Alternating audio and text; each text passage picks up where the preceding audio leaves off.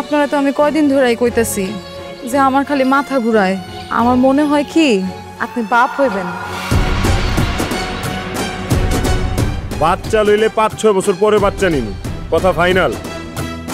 আমি আমার বাচ্চারে এই পৃথিবীতে সুস্থভাবে নিয়ে আসুন।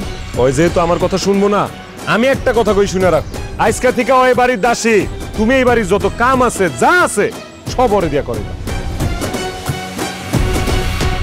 ভাবি এই নাও আমার কাপড়গুলো ধুয়ে দাও, ময়লা হয়ে গেছে। গোসল করার সময় কাপড়গুলো একটু কষ্ট করে তুমি ধুয়ে নিও।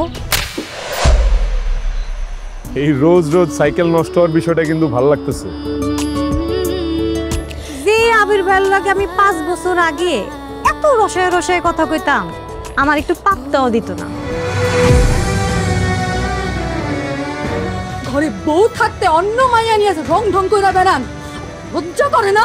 চুপ, একদম চুপ। সিদ্ধান্ত নিয়ে ফেলাইছি, তোমারে আমি সারা জীবন আমার করে রাখ। আমাদের জীবনটা নষ্ট করো না, আমার বাচ্চার জীবনটা নষ্ট করো না। পারলে আপনি জামাই রাখা। আচ্ছা 100 বারকে 1000 বার বইলেও তোমার সিদ্ধান্ত পরিবর্তন করতে পারবি না। দুনিয়া ধ্বংস হয়ে যাবো, কিন্তু আমি হেনারে বিয়া করি। দেখি তুই কেমনে ঠেকাস।